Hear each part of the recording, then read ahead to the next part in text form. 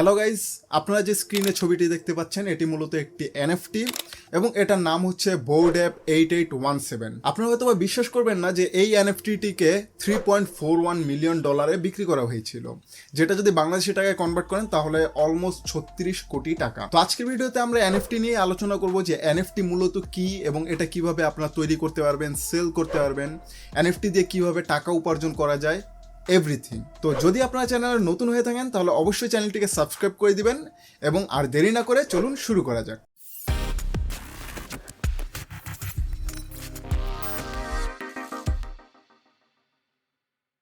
এনএফটির full meaning হচ্ছে নন ফাঞ্জেবল token. নন ফাঞ্জেবল মানে বোঝাচ্ছে যে নন রিপ্লেসেবল অথবা নন এক্সচেঞ্জেবল। সাপোজ আপনার কাছে 1000 টাকা রয়েছে এবং আপনারা যদি চান তাহলে যে কাউকে 1000 টাকা দিয়ে দুইটি কিন্তু 500 টাকার নোট নিতে পারবেন।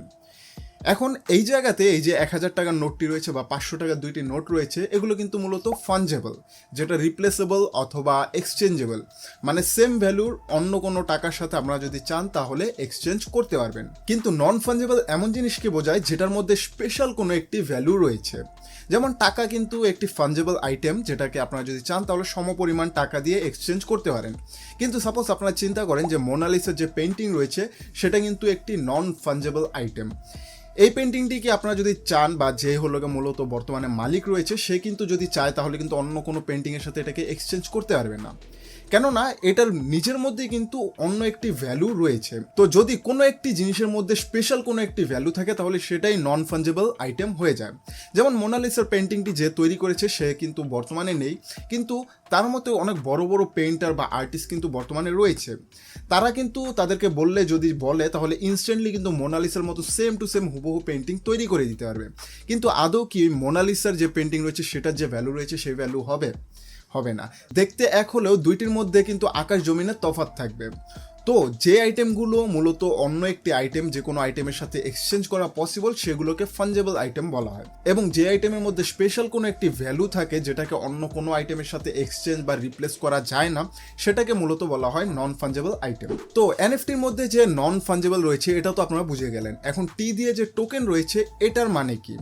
তো টোকেন বলতে যদি সবচেয়ে সহজভাবে আপনাদের বুঝায় তাহলে টোকেন মানে হচ্ছে ওনারশিপ বা অ্যাগ্রিমেন্ট।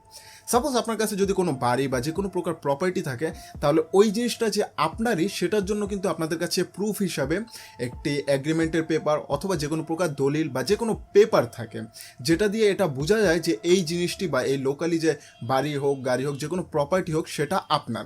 তো অনলাইনে বা ভার্চুয়ালি যে যদি কোনো জিনিস আপনার থাকে যে এই জিনিসটির মালিক আপনি, সেটা আপনি কিভাবে বুঝাবেন?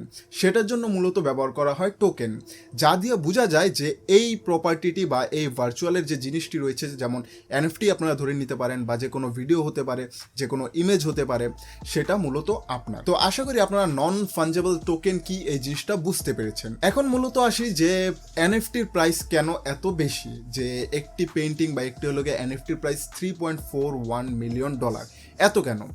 এমন না যে প্রত্যেকটি এনএফটির প্রাইসই এরকম অনেক বেশি। এনএফটি কিন্তু এখন ধরতে গেলে হাজার হাজার লক্ষ লক্ষ রয়েছে, কিন্তু প্রত্যেকটির ভ্যালু আলাদা। একেবারে আপনারা যদি দেখেন তাহলে $1 থেকে $2 মধ্যেও কিছু এনএফটি রয়েছে এবং মিলিয়ন ডলারেরও এনএফটি রয়েছে।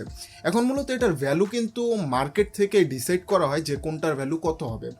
কেননা পেন্টিং যেভাবে কাজ করে, যে নর্মালি যে লোকালি যে পেন্টিংগুলো থাকে, অনেক পেইন্টারই কিন্তু পেন্টিং মানে যেমন মোনালিসার পেন্টিংটাই কিন্তু এটার কিন্তু অনেক ভ্যালু, কিন্তু এটার মধ্যে কিন্তু স্পেশাল কিছু নেই যে এই পেন্টিংটি কি কথা বলতে পারে, এরকম কোনো স্পেশালিটি কিন্তু এটার মধ্যে নেই, কিন্তু এটার ভ্যালু কিন্তু অনেক। সেমভাবে পেন্টিংয়ে যেরকম করে মানে যে আর্টিস্ট বা পেইন্টাররা পেন্টিং মানে হুট করে কিন্তু একটি পেন্টিংয়ের ভ্যালু অনেক বেড়ে যায়, সেমভাবে কিন্তু এনএফটিও কাজ করে। আপনারা এখানে এনএফটিটিকে মনে করেন ডিজিটাল পেন্টিং বা আর্টিস্টদের যে কাজ রয়েছে সেটা হিসাবে কিন্তু আপনারা গণ্য করতে পারেন। যেমন লোকালি আগে যে পেন্টিংয়ের এক্সিবিশন হতো, সেমভাবে কিন্তু এখন এনএফটির এক্সিবিশন হয়। এখন কোন এনএফটি বা কোন পেন্টিংটার বা কোন ইমেজটার যে ভ্যালু কখন আপ হবে কখন ডাউন হবে এটা কিন্তু কেউ বলতে পারে না। তো মূলত এখন বোঝা যাচ্ছে যে এনএফটির কিন্তু প্রাইস শুধু হাই না, অনেক লোও থাকে। এটা ডিপেন্ড করে কোন এনএফটি।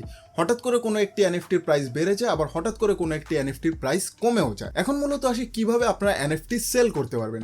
তো যদি আপনারা এনএফটি সেল করতে চান তাহলে আপনাদের সর্বপ্রথম যে কোনো গ্রাফিক্স ডিজাইনার বা যে কোনো লোক বা আপনিও যদি নিজে চান তাহলে নিজেও কিন্তু এনএফটি ক্রিয়েট করতে পারবেন। এটা মূলত একটি ইমেজ এবং আপনি হলো গিয়ে নিজেই চাইলে ডিজাইন করে যে কোনো ইমেজকে এনএফটিতে রূপান্তর করতে পারবেন।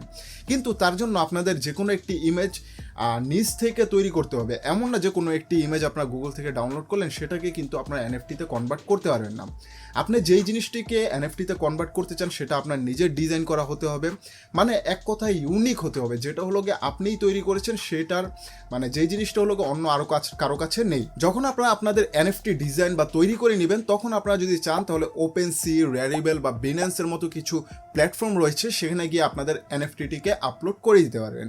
এবং যখন আপলোড করবেন সেখানেই কিন্তু আপনার রাইট চলে যাবে যে এই এনএফটিটির ওনার আপনি। এবং এরপরে হলো গিয়ে আপনি নির্দিষ্ট একটি প্রাইস বা অ্যামাউন্ট আপনি সেট করতে পারবেন। এখন যদি প্রাইস সেট করার পর কারোর ভালো লাগে আপনার এনএফটিটি তখন সে আপনার থেকে কিনে নেবে। এখন যখন সে হলো গিয়ে আপনার থেকে এই এনএফটিটি কিনে নেবে তখন কিন্তু ওই ওয়েবসাইট বা ওই যে প্ল্যাটফর্ম রয়েছে সেখান থেকে আপনি যে ওনার রয়েছে সেখান থেকে ওনারশিপ চেঞ্জ হয়ে যাবে। মানে যে কিনবে সে তো আপনাকে একটা অ্যামাউন্ট পে করে দেবে যেটা আপনি পেয়ে যাবেন, এবং ওইখানে ওই প্ল্যাটফর্মের মধ্যেই ওই এনএফটিটির যে ওনারশিপ রয়েছে সেটা অটোমেটিকলি চেঞ্জ হয়ে যাবে। তো এনএফটির মধ্যে যেই সব ট্রানজ্যাকশনগুলো হয় এগুলো মূলত কিন্তু ব্লকচেনের মাধ্যমে হয়। এখন ব্লকচেন কি জিনিস এটা যদি আপনারা না জেনে থাকেন তাহলে এটা কিন্তু অনেক বড় একটি টপিক, এখানে বলা পসিবল নয়। এটার জন্য নির্দিষ্ট আলাদা একটি ভিডিও তৈরি করতে হবে। তো যদি আপনারা ব্লকচেন সম্পর্কে জানতে চান তাহলে নিচনে কমেন্টে আমাকে বলবেন, আমি ব্লকচেন নিয়েও একটি নির্দিষ্ট ভিডিও বানিয়ে দিব। এখন মূলত আসি যে এনএফটি কিভাবে আপনারা পারচেস করতে পারবেন এবং কিভাবে আপনারা সেল করতে পারবেন। তো যেমনটা আমি আপনাদের বলেছি যে এনএফটির জন্য নির্দিষ্ট কিছু প্ল্যাটফর্ম রয়েছে, যেমন ওপেনসি, রেয়ারিবেল এবং বিনান্স, এরকম আরও অনেক প্ল্যাটফর্ম রয়েছে। সেখানে যদি যান তাহলে আপনারা এনএফটি দেখতে পারবেন। আপনারা যদি চান সেখানে এনএফটি আপনাদের আপলোড করতে পারবেন, এবং আপনারা যদি চান এনএফটি দেখে আপনাদের যদি পছন্দ হয় তাহলে আপনারা কিনতেও পারবেন। যখনই আপনি একটি এনএফটি কিনবেন তখন কিন্তু এটার ভ্যালু যেরকম থাকবে সবসময় কিন্তু ওই রকম থাকবে না, হয়তোবা ওইটার ভ্যালু কমে যেতে পারে অথবা ওইটার ভ্যালু বেড়েও যেতে পারে। এখন নির্দিষ্ট পরিমাণে আপনাদের যদি মার্কেট প্লেস সম্পর্কে ভালো ধারণা থাকে তাহলে আপনারা জানতে পারবেন যে কোন এনএফটির প্রাইস কমবে, কোন এনএফটির প্রাইস বাড়বে। তো যদি আপনারা এগুলো ধারণা করতে পারেন তাহলে আপনারা হলো গিয়ে এনএফটি ক্রয় করে ভবিষ্যতে ওই এনএফটিগুলোর যদি প্রাইস আরও বেড়ে যায় তখন আপনারা চাইলে সেল করে ইনকাম করতে পারবেন। এবং এর পাশাপাশি আপনারা যদি চান তাহলে এনএফটি তৈরি করেও সেগুলো আপলোড করে আপনারা ইনকাম করতে পারবেন। তো আশা করি আপনারা সম্পূর্ণটা বুঝতে পেরেছেন। তো যদি কোনো প্রশ্ন থাকে তাহলে নিচে কমেন্টও করতে পারেন, আমি উত্তর দেওয়ার চেষ্টা করব। যদি ভিডিওটি ভালো লাগে তাহলে অবশ্যই একটি লাইক দিয়ে দিবেন, চ্যানেলে নতুন হলে সাবস্ক্রাইব করে দিবেন। তো দেখা হবে পরবর্তী ভিডিওতে, ততক্ষণ পর্যন্ত সবাই ভালো থাকবেন, সুস্থ থাকবেন, অ্যান্ড পিস।